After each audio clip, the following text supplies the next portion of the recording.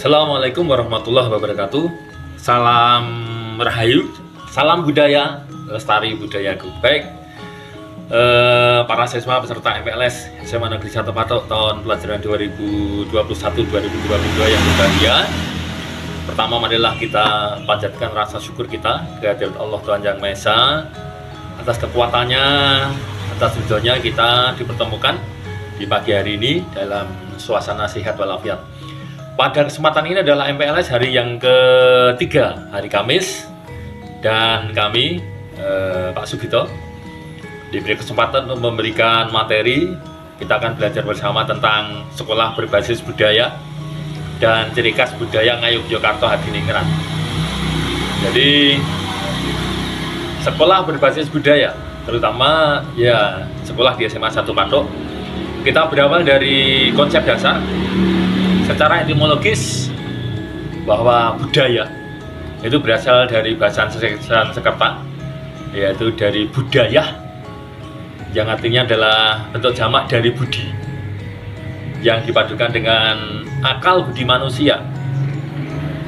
Itu dari cara etimologis. Namun secara keseluruhan dalam konsep ini pendidikan berbasis budaya adalah pendidikan kita di SMA Negeri 1 Patok yang berbasis pada norma-norma, kebiasaan, adat, tingkah laku yang berlaku di SMA Negeri 1 Patok.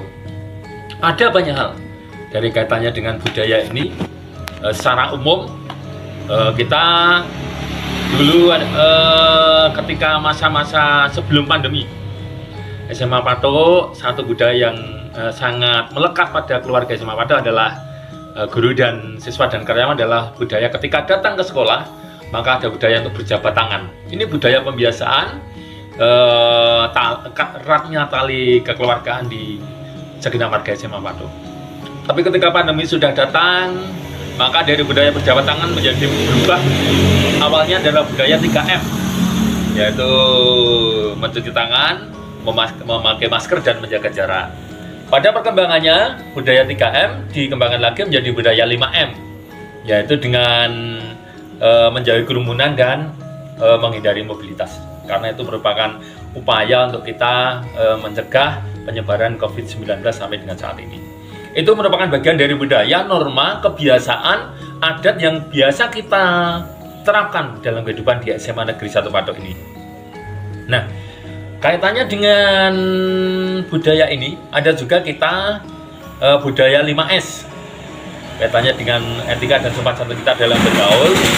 Kemudian sebagai ciri khas dari budaya Yogyakarta, di SMA Patok kita ada budaya yang namanya budaya kemis paingan. Yaitu kita akan menggunakan kostum busana gagrak Ngayuk Yogyakarta Hadiningrat, seperti yang saya pakai saat ini. Ini adalah contoh gagrak Ngayuk Yogyakarta Hadiningrat. Nah, pada kesempatan ini saya akan khusus membahas tentang ini, tentang ciri khas dari Ngayuk Yogyakarta, terutama tentang kemis paingan, karena mudah-mudahan ini pandemi segera berakhir dan siswa bisa masuk. Maka setiap hari Kamis Pahing itu kita harus menggunakan kostum atau busana Jawa dengan menggunakan gagrak Ngayuk Yogyakarta. Kita ini menggunakan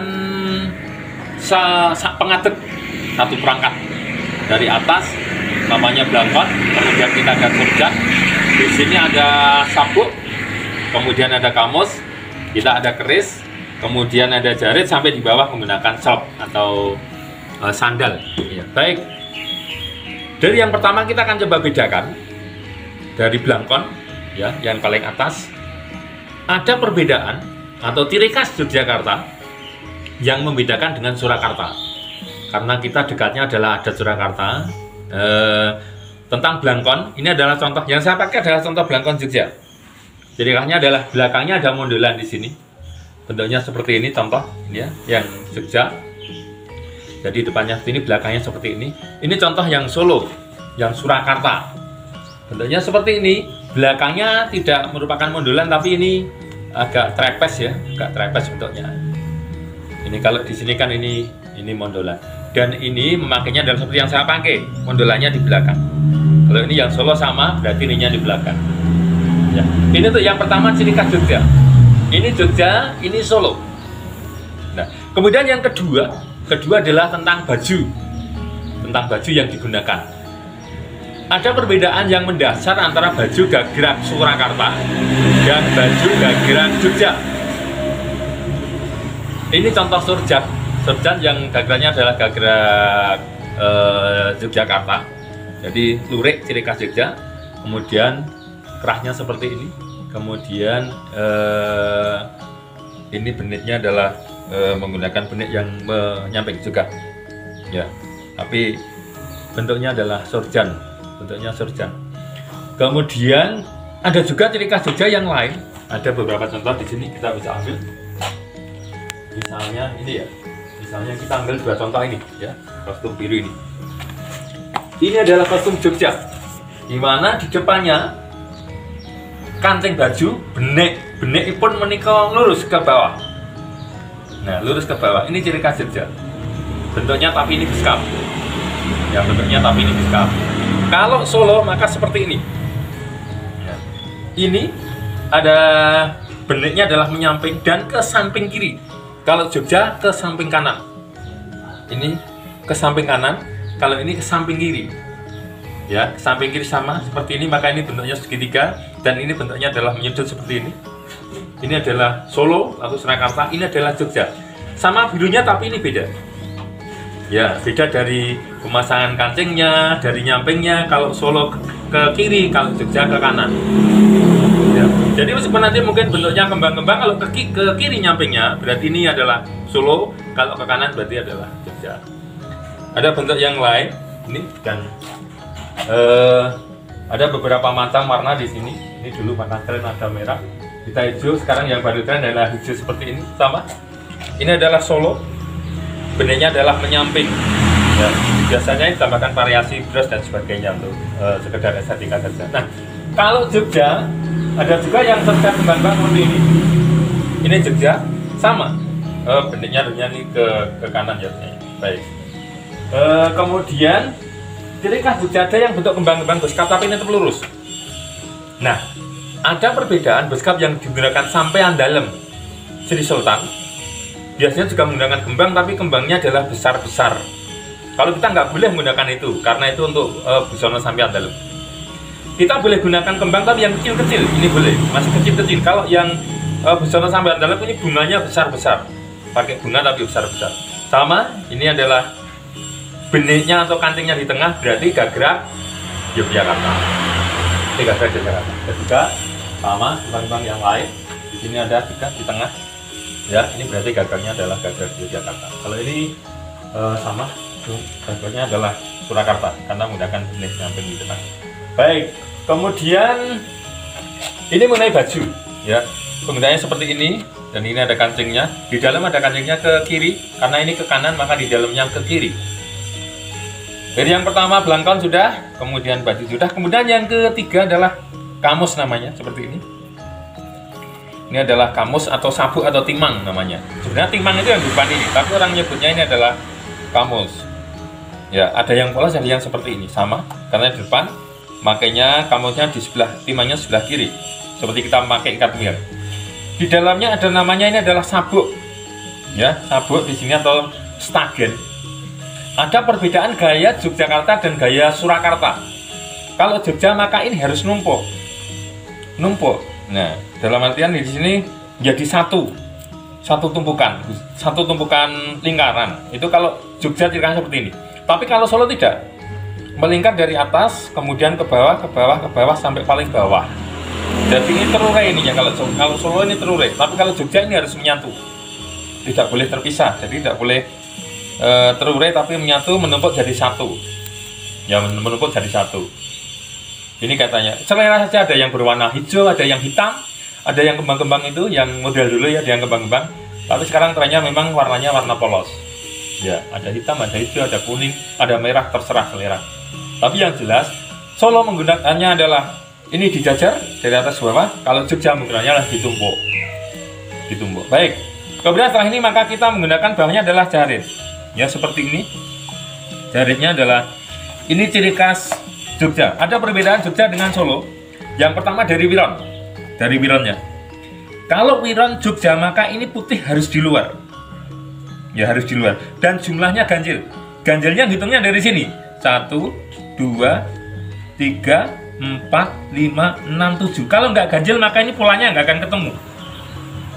Ini ketemu karena jumlahnya ganjil. Ini ketemu karena jumlahnya ganjil. Ya. Sama aja ini. Ini kan juga Jogja nih. Ya. Ini juga contoh Wiron Jogja. Ya. Sama. Ini kita bisa bentangkan untuk menjelaskan. Ya. Jumlahnya juga ganjil, putihnya juga di luar. Dan karena jumlahnya ganjil maka ini Garudone ketemu. Garudanya sini ini terpisah ini, tapi ketemu karena jumlahnya ganjil. Tapi kalau jumlahnya genap maka ini akan geser ke sana, ini nggak ketemu, nggak estetis lagi. Sama bisa dihitung jumlahnya ganjil ini, ya. 1, 2, 3, 4, 5, 6, 7. Ya 7 ya. Oke, 7 kita ulangi 1, 2, 3, 4, 5, 6 dan 7. Ya 7 lipatan ya, sama ya 7 lipatan. Maka di sini polanya akan ketemu seperti ini. Kalau Solo adalah modelnya seperti ini. Dasarnya adalah coklat. Ini Surakarta. Motif Surakarta. Dasarnya adalah coklat. Sama, ya. Tapi putihnya di dalam. Ini putih nih, dalamnya putih tapi dilipat di dalam. Ini Solo. Ya. Dan jumlahnya sama ganjil. Harus ganjil supaya motifnya ketemu. Ya. 1, 2, 3, 4, 5. Nah, ininya akan ketemu gambarnya. Ini kan ketemu ini. Tapi kalau nggak ganjil, maka di sini nggak ketemu kalau nggak ganjil. Ya, jumlahnya harus ganjil sehingga ini gambarnya akan ketemu. Kalau dipakai seperti menyatu ini, padahal ini terpisah ini. Nah, kan sama, ininya ketemu karena jumlahnya ganjil. Ini Solo. Jadi khas Solo latarnya berwarna coklat atau sogan. Jogja dasarnya berwarna putih. Ini juga putih sama putih ya, sama putih.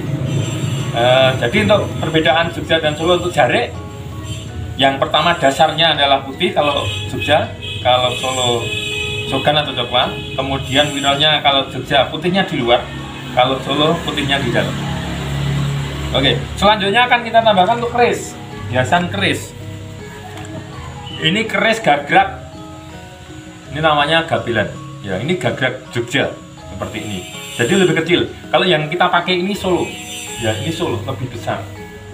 Lebih besar. Nah, ini lebih besar. Ininya lebih panjang ya, lebih panjang. Kemudian kadang kita menggunakannya kesulitan kalau sendiri. Ya, maaf, ya, tangan masih agak kena frozen ya. Tidak disebut. Ya, cara menggunakannya sudah mudah. Kita masukkan di sini. Ya, kita hitung lipatan yang ganjil. Misalnya 1, 2, 3. Kita masukkan di depan ya. Demikian. Kemudian kita tinggal muter ke belakang. Ya, sudah jadi. Ya, sudah jadi. Kita sampil lagi. Tinggal kita mau pakai yang bagaimana, yang model lurus, model gini kan ganteng. Ini sudah rapi. Tapi dari depan masukannya. Kemudian kita tarik ke belakang maka sudah jadi. Baik, ini untuk baju dari Blangkon, Sorjan, sabuk, kamus, kemudian keris, jarit sudah. Pada perkembangannya, sekarang sering ada tren menggunakan jarik yang model Pekalongan. Misalnya ini ya, jadi warnanya seperti ini. Kadang kalau kita bajunya hijau, maka ininya hijau sehingga ada keserasian warna antara beskap dan jariknya, warnanya sama. Jangan ini biru, ini hijau, ini merah, ini juga ketemu. Ini hijau, ini hijau. Ya, sehingga ada keindahan warna. Ya, ada estetika tersendiri. Sama kalau kita mau misalnya mau kita pakai Jogja, ya ini di luar. Kalau mau kita pakai Solo, ya ini di dalam. Ininya, polosnya ini di dalam. Kalau Jogja ini di luar. Sehingga demikian. Sudah saja jumlahnya. Misalnya untuk itu ya tidak terlalu rumit lah. Demikian. Tinggal ini kita tarik gini. Cepat bisa ya. Sudah jadi lipatan yang pertama. Kita tekan lipatan yang pertama. Kita tinggal nyambung lipatan dan kedua. Boleh juga kalau sulit ya pakai selika aja. Karena ini sulit ya. Baik. Kemudian untuk slop. Untuk slopnya nih contohnya ada yang modern. Kalau yang asli enggak. Ini sekarang trennya kan seperti ini udah modern nih. Ya sudah modern. Sebenarnya kan ininya trapeze ke bawah dan warnanya hitam. warnanya hitam. Kebetulan ini kami tidak bawa yang contoh yang aslinya, yang tradisional slopnya, tapi yang jelas bukan sepatu sebenarnya, memang harusnya slop yang jadinya terbuka, ya terbuka. Satu perangkat sudah sak pengadep dari belangkon, kemudian sorjan sampai dengan slop, ya slop. Kemudian sebenarnya budaya itu sendiri ada beberapa pilar sebenarnya, ada beberapa macam ya. Jadi ada budaya itu tidak hanya pertunjukan saja. Ada yang pertama yaitu ada tradisi, ya ada tradisi dan kebiasaan. Nah, yang kita terapkan di Patok termasuk 5M, termasuk 5S, itu adalah ada tradisi yang kita biasakan di SMA Patok. Nah, kemudian ada budaya tertib dan bersih, itu ada tradisi. Dan yang kedua adalah seni pertunjukan dan permainan anak.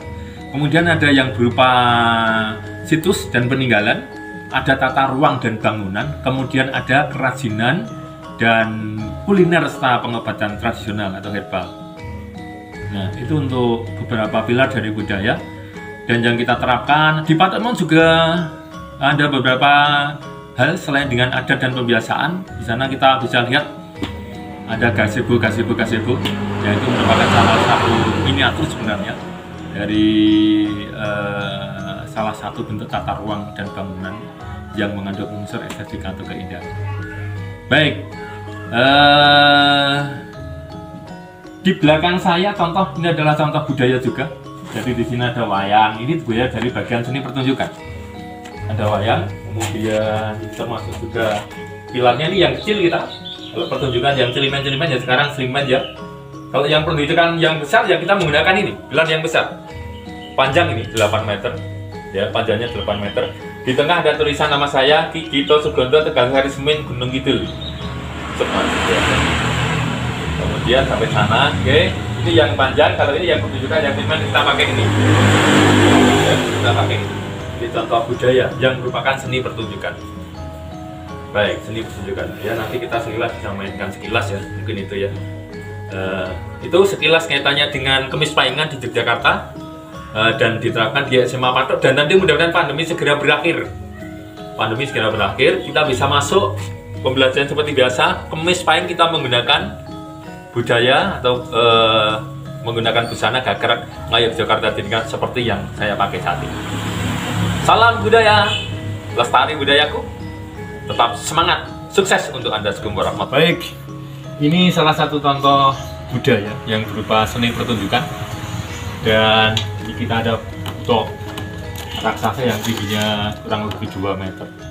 Maestro raksasa kita ya, yang biasa kita gunakan misalnya untuk pertunjukan yang agak besar, durasinya agak panjang. Baik, kemudian ini ada beberapa contoh ya. Nah, kita coba contoh budaya pertunjukan.